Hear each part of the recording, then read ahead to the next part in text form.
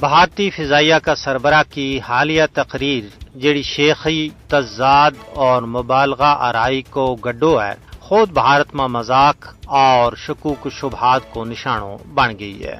Social media پر بھارت کا لوگ چروکنا کیا گیا انکشافات اور کھوکھڑا دعووں پر سوال چاہ رہے ہیں۔ یہی عوامی بے یقینی پاکستان کا سچ نہ مزید چھٹ کے سامنے آن رہی ہے۔ بھارتی بیانیہ نہ اس کا سیاستدان اور فوج کا سربراہی ذمہ ایٹ لا رہے ہیں اور بھارت واسطے جگ ہسائی کو باعث بن رہے ہیں۔ آئی اے ایف چیف کو اعتراف کے میدان جنگ کے بجائے ایئر کنڈیشنڈ آپریشن روم میں بیٹھا تھا نے ان کا جھوٹا دعویٰ کی بنیادی علا کے رکھ چھوڑی ہے، حالانکہ حقیقی جنگی قیادت فرنٹ لائن پر ہوئے، کاغذی دعویٰ اور بڑھا چڑھا کے سنایا گیا اعداد و شمار نال نہیں ہوتی۔ یہ دعوی کرنوں کے فضائی طاقت نال 4 دن میں جنگ ختم ہو گئی، پاکستان ایئر فورس کا ٹھوس جوابی حملہ کا ریکارڈ کے سراسر خلاف ہے۔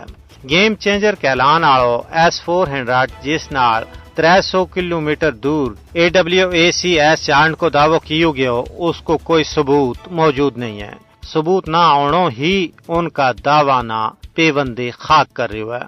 اوپن سروس کو سارو جنگی نقصان کا باضابطہ تخمینہ کے بجائے سوشل میڈیا کا غیر مصدقہ فوٹو اور مقامی میڈیا رپورٹوں پر انحصار نے بھارت کی عسکری ساخنہ انتہائی کمزور کر چھوڑے ہوئے ہیں۔